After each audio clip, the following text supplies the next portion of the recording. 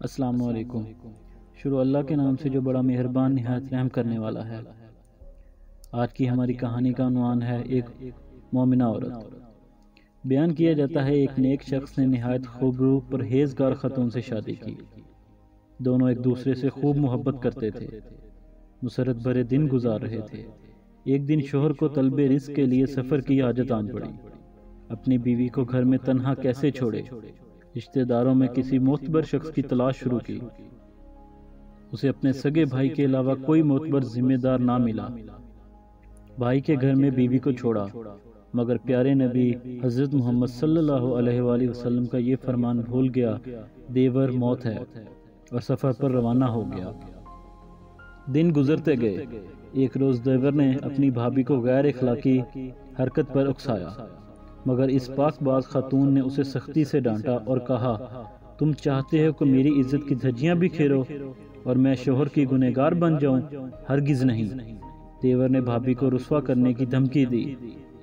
اس نیک خاتون کا شوہر جب سفر سے لوٹا تو اس کے بھائی نے فوراً اپنی بھابھی پر الزام لگا دیا کہ تمہاری بیوی نے مجھے بدکاری پر اکسایا تھا، لیکن میں نے منع کیا۔ شوہر نے بغیر سوچے سمجھے اس وقت پارسا بیوی کو طلاق دے دی اور کہا، مجھے اپنی بیوی سے کچھ نہیں سننا، میرا بھائی سچا ہے۔ وہ متقی اور خدا ترس خاتون گھر سے انجان منزل کی طرف نکل پڑی۔ راستے میں ایک عابد و زاہد کا گھر پڑا۔ دروازے پر دستک دی اور اپنی ساری کہانی عابد سے کہہ ڈالی۔ اس عبادت گزار بندے نے اپنے چھوٹے بیٹے کی نگہداشت پر اسے مامور کر دیا۔ ایک دن عابد گھر سے کسی کام کے لیے باہر گیا۔ گھر کا نوکر موقع پا کر اس خاتون پر ڈورے ڈالنے لگا، مگر اس خاتون نے معصیت سے انکار کیا اور کہا، نبی کریم صلی اللہ علیہ وآلہ وسلم نے ہم سب کو تنبیہ کی ہے کہ کوئی شخص کسی اجنبی خاتون کے ساتھ خلوت میں ہرگز نہ ہو، اس لیے کہ ان کا تیسرا شیطان ہوتا ہے۔ نوکر نے خاتون کو دھمکی دی کہ میں تمہیں بڑی مصیبت میں پھنسا دوں گا، مگر اس عورت کے پاؤں میں لغزش بھی نہیں آئی۔ نوکر نے عابد کے بچے کو قتل کر دیا اور عابد کے گھر لوٹنے پر قتل کا الزام اس خاتون پر عائد کر دیا۔ اس اللہ والے عابد کو غصہ آیا، مگر اللہ سے اجر کی امید باندھ کر صبر کر گیا۔ 2 دینار اجرت کے طور پر خاتون کو دیے اور گھر چھوڑنے کا حکم دیا۔ عابد کا گھر چھوڑا، شہر کی طرف رخ کیا۔ وہاں دیکھا کہ ایک بھیڑ ایک شخص کو پیٹے جا رہی ہے۔ اس نے پوچھا، تم لوگ اسے کیوں مار رہے ہو؟ ایک آدمی نے بتایا کہ اس کے ذمہ قرض ہے، یا تو یہ قرض ادا کرے یا ہماری غلامی کرے۔ خاتون نے پوچھا، اس پر کتنا قرض ہے؟ کہا، 2 دینار۔ اس پر خاتون نے انہیں 2 دینار دے کر اس شخص کو آزاد کرایا۔ آزاد ہونے والے شخص نے پوچھا، تم کون ہو؟ اس خاتون نے اپنی پوری کہانی بیان کر دی۔ اس پر آدمی نے کہا کہ ہم دونوں ساتھ کام کریں گے اور نفع برابر بانٹ لیں گے۔ خاتون نے حامی بھر لی۔ اس آدمی نے کہا، ہم یہ بستی چھوڑ کر سمندر کے سفر پر نکلتے ہیں۔ خاتون نے کہا، ٹھیک ہے۔ دونوں کشتی کے پاس پہنچے۔ نوجوان نے کہا کہ پہلے تم کشتی پر سوار ہو۔ وہ سوار ہو گئی اور وہ شخص کشتی کے مالک کے پاس گیا اور کہا، یہ میری لونڈی ہے، میں اسے فروخت کرنا چاہتا ہوں۔ چنانچہ کشتی کے مالک نے اسے پیسے چکائے اور خاتون کو اس کی لا علمی میں اسے خرید لیا۔ وہ شخص پیسے لے کر بھاگ نکلا۔ کشتی روانہ ہوئی۔ خاتون اس شخص کو ڈھونڈنے لگی، مگر نہیں پایا۔ کشتی کے عملے نے اسے گھیر لیا اور اس سے چھیڑ چھاڑ کرنے لگے۔ خاتون کو تعجب ہوا۔ اس پر کشتی کے کپتان نے بتایا کہ میں نے تمہیں مالک سے خرید لیا ہے، اب تم وہ سب کرو گی جس کا حکم دیا جائے گا۔ اس نے کہا، میں اللہ کی نافرمانی نہیں کر سکتی، مجھے خدا کے لیے چھوڑ دو۔ یہ کہنا ہی تھا کہ سمندر میں آندھی اور طوفان آیا، کشتی ڈوب گئی۔ جہاز کا عملہ اور سارے مسافر ڈوب گئے، لیکن وہ صابر خاتون بچ گئی۔ اس وقت امیر نام کا ایک آدمی شہر ساحل سمندر پر تفریح میں مشغول تھا۔ بے موسم کی آندھی کو دیکھ کر وہ بھی گھبرایا، لیکن اس کا اثر ساحل پر نہیں تھا۔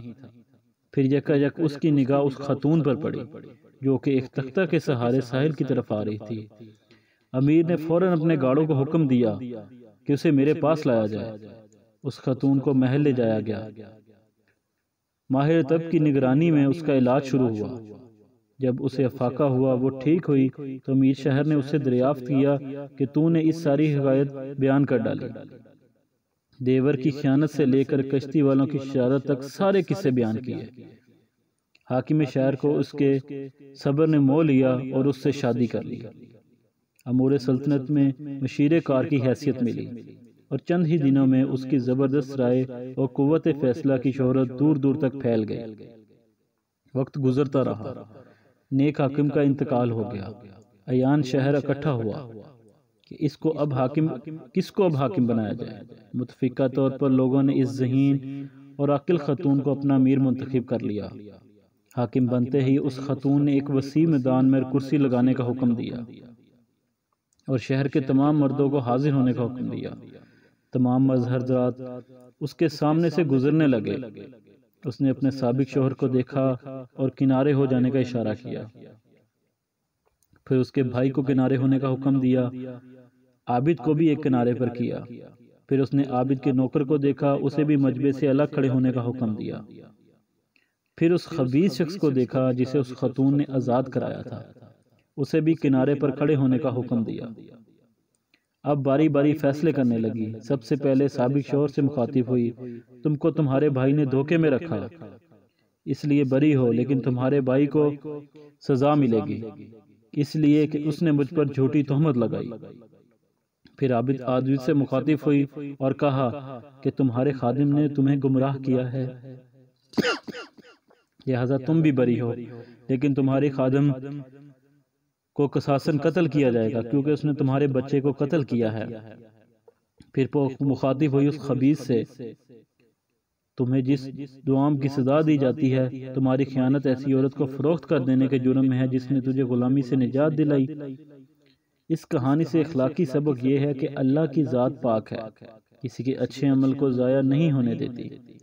اللہ تعالیٰ فرماتا ہے جو اللہ سے تقوی اختیار کرتا ہے، اللہ اس کے لیے ایسے راستے ہموار کر دیتا ہے اور ایسی جگہ سے رزق عطا کرتا ہے جس کا اسے گمان نہیں ہوتا۔ خدا آپ کا حامی و ناصر ہو۔ اللہ حافظ۔